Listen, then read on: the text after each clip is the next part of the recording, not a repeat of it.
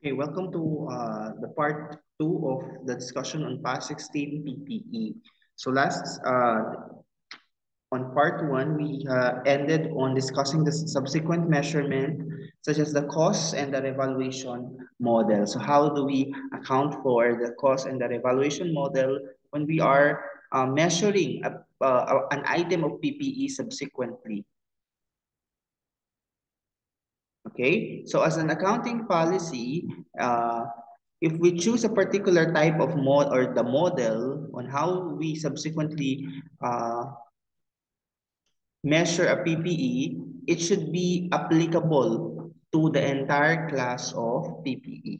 Ay, hindi pa pwedeng itong PPE na to, this type of uh, this type of model, then the other is another type of model. No, as if we choose either cost or the evaluation model as our accounting policy, it shall apply to the entire class of the PPE.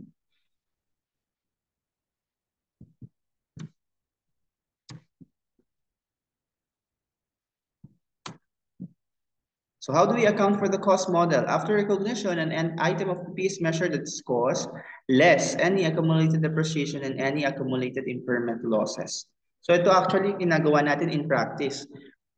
When we acquire asset, we measure it at its cash price equivalent kung magkano mo siya binili, yun yung kanyang cost. That's the historical cost actually. Then subsequently, babawasan mo ang cost niya kung ano man yung any depreciation or any impairment loss na na-incur mo. Depreciation happens through the passage of time dahil nagagamit mo yung PPE. Therefore, it is proper na bawasan natin ang kanyang value sa ating FS because we want to be conservative on presenting or reflecting our assets or our net worth. So dapat may portion ng expense na nire-recognize natin doon sa item of PPE na yon. Okay? Meaning, kung 1 million mo nabili yung PPE na yon noong 1990, hindi po pwede na on the 2024 today ay ganun pa rin ang net worth or yung value niya, yung carrying amount ng asset na yun. Dapat, that's the reason why there is depreciation kasi we assign a particular expense dahil nagamit mo siya. So, meron tayong ine-expense na amount yearly so as to properly reflect the carrying value of that particular asset. So that's the depreciation through the accumulated depreciation. At yung impairment loss naman ay pag nakita natin that the carrying amount of this particular asset is greater than its recoverable amount, ibig sabihin kung ibebenta ko tong asset ngayon, hindi ko na mare-recover tong amount na to, therefore nag-impair yung particular asset. Okay? So for conservatism and prudence, hindi naman po pwede na naka-reflect sa FS mo 1 million pero ang talagang value na niya in the market ay nasa 500,000 na lang. So impaired na yung asset mo. So you have to identify whether this particular asset is impaired also. Okay? That's the concept of the cost model. Depreciation as defined is the systematic allocation of the depreciable amount of an asset over its estimated useful life. Okay? Ito yung pag-apportion ng expense. Okay? Systematic allocation. When computing for the depreciation, each part of an item of PPE with a cost that is significant in relation to the total cost of the item shall be depreciated separately. If there are items of PPE na significant, yung cost niya ay significant in relation to the total cost of the item, therefore, ihiwalay na natin ang monitoring ng kanyang carrying amount through the depreciation. Okay? Depreciation begins when the asset is available for use, that is when it is in the location and condition necessary for it to be capable of operating in the manner intended by the management. Okay, because sometimes dito po nalilito, kailan ba talaga nagsisimula yung depreciation? Kapag ba na-receive ko na yung asset, ay sisimulan ko na ba dapat yung depreciation? Or kapag ba na-construct na yung particular type of building, dapat ba sisimulan ko na yung depreciation at the date kung kailan siya natapos. So what's the guidance of PAS number 16? Ang sinasabi po sa atin ay the concept of available for use. So when we say available for use, kung siya ay pwede nang gamitin, nandun na siya sa location niya, yung condition niya ay okay na, it is capable of operating in the manner it is intended to be used by the management, hence, dun mo siya simulang i-depreciate. Ngayon, kung hindi pa siya, wala pa siya sa location, or although nandun na siya sa location, and po ito ha, location and condition, although nandun na siya sa location, pero hindi pa naman natin siya kayang gamitin, hindi pa natin test, or baka meron pang kulang na item na necessary para masimulan yung pag-operate ng particular, for example, machine. Therefore, hindi pa siya capable of operating, hindi mo pa siya pwedeng i-depreciate. But let us understand that dapat the period is very minimal from the time that it is in the location and the time that the condition necessary for it to be capable of operating is very close. Bakit? Hindi naman po pwede that nandyan na yung property sa'yo ng 2019, then 2020 pa natin siya nagamit. Why? Because naturally, items of PPE are subject also to wear and tear. O pwedeng dahil hindi yan nagagamit, baka lalo siyang nasisira. Okay? That's another item for discussion. But theoretically, the logic on this is the depreciation begins when the asset is available for use. At paano natin masasabi that it is available for use? We have to check number 1, the location, and number 2, the condition. Okay? Kung merong begin, meron namang kung kailan ito mag-i-stop or mag-cease. Depreciation ceases when the asset is derecognized or when it is classified as held for sale under PFRS 5, whichever comes earlier. Kung dinerecognize na natin siya, ibig sabihin, inalist na natin siya sa classification ng account title na PPE, ibig sabihin, wala na din dapat tayong depreciation kasi saan natin ibabangga yung expense na yon. Or, kung ito ay kinlassify from PPE to becoming an item for sale, following the rules on PFRS number 5, then you have to stop or cease the depreciation, the recognition of depreciation. How do we choose the depreciation method? Actually, this is a company prerogative kung anong type of depreciation method ang gagamitin. Because there are various methods of depreciation. The entity shall select the method that mostly reflects the expected pattern of consumption of the future economic benefits embodied in the asset. Okay? Hindi siya a subjective prerogative of the management. Now, okay, we will use double declining balance method. Okay, we will use straight line depreciation. Okay, we will use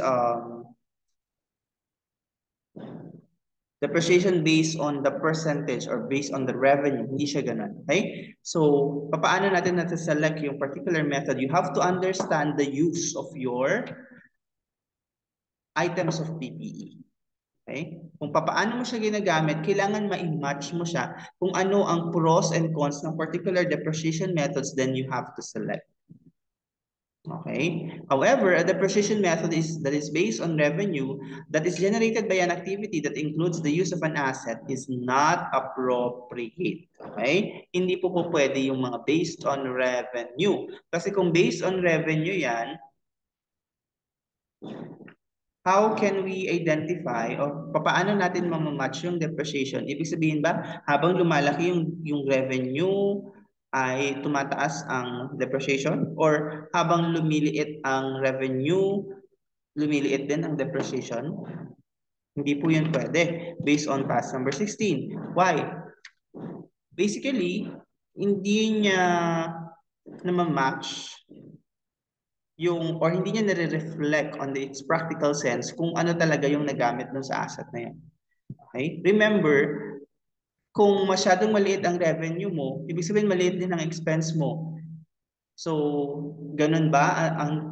Is the useful life of a particular asset based on the revenue? I guess not. Dahil more or less, kung mas marami kang revenue nga, mas mataas actually ang depreciation expense. Dahil for example, on a factory, kung marami kayong napoproduce na goods, mas nagagamit natin yung machineries. Therefore, kung mas nagagamit natin yung machineries, mas mataas yung chance na magkaroon ng wear and tear yung particular machinery na yon. Okay, unlike when it is not used. So it is not appropriate actually to use the depreciation method based on revenue. So what are the types of depreciation method that we are looking at this? The straight line method, 100%, double 100% declining balance method, double declining, sum of the years digit, and many other. So kailangan din ba natin i-consider yung residual value or the salvage value? It will be decided by the management. And hindi yun subjective. It is based on science or based on study, based on sa mga nakaraan bang property plan and equipment natin, meron ba tayong sa salvage pa na amount? Meron ba tayong nabebenta pang proceeds after the end of the life of particular machinery, equipment, etc.? If meron, and then you have to use that as a matter of company policy. Kung 5%, 10%, pwede natin i-average yan actually. The straight line method, we already know this. Depreciation is recognized evenly on the life of the asset by dividing the depreciable amount by the estimated useful life. Kung magkano yung cost niya minus the residual value divided by the estimated useful life. That is your depreciation per year. When there are changes in the depreciation method, useful life, and residual value, actually we have discussed already this on the chapter on accounting policy and estimates. Kung nagbago yung depreciation method, yung useful life or residual value, this is a change in accounting estimate and this is accounted for prospectively mula ngayon hanggang sa susunod. Okay, hindi retro. Prospective accounting means the change affects only the current period or future periods. The change does not affect past periods. Okay. Let's go now to the revaluation model. So how is it different to the cost model? After recognition of an asset, an item of PP whose fair value can be measured reliably shall be carried at the revalued amount, being its fair value at the date of the revaluation, less any accumulated depreciation and subsequent accumulated impairment. So, ano nangyayari dito? Kung dati sa cost model, the cost is reflected to its carrying amount by looking at your depreciation. Dito naman, you have to revalue. Baka naman kasi the fair value at the date of the revaluation ay iba na kaysa doon sa kanyang dating amount. Okay? Definitely, less mo pa rin yung any subsequent depreciation and accumulated impairment losses. So how do we compute for this? You look at first the fair value. Paano natin malalaman yung fair value? Tingnan mo yung parenthesis, ay yung asterisk.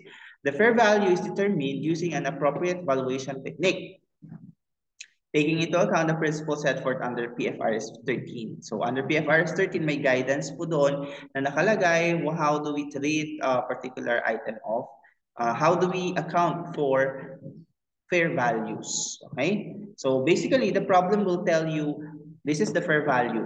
At kung revaluation surplus yung model, therefore, necessary yan sa computation mo. So you get the fair value, you less the carrying amount, and then you will get the revaluation surplus. Okay? So looking at the formula, yung fair value tumaas. For example, the carrying amount is 500,000. The fair value now at the date of revaluation is 600,000. So 600 minus 500,000, that's 100,000. So ano yun? Revaluation surplus. Kaya po siya surplus is dahil sobra yung fair value kaysa sa carrying amount. Mas mataas yung fair value kaysa sa iyong carrying amount. Okay? So how do we frequently identify the revaluation? For items with significant and volatile changes in fair value, annual revaluation is necessary. What do we mean significant and volatile? Ibig sabihin, malaki yung amount and pa iba-iba siya. It's very volatile. So therefore, annual revaluation is necessary. However, there are items of PPE na medyo insignificant naman yung changes sa fair value. Therefore, evaluation may be made every 3 or 5 years. So, sir, paano namin malalaman whether it is significant or insignificant? Actually, the problem will tell you that. Okay? The problem will tell you na ito ay significant, ito ay insignificant, or there are volatile changes.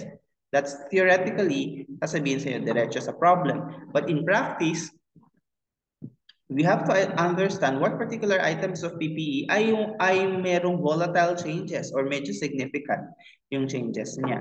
For example, what items of PPE? Land can have a significant and volatile change.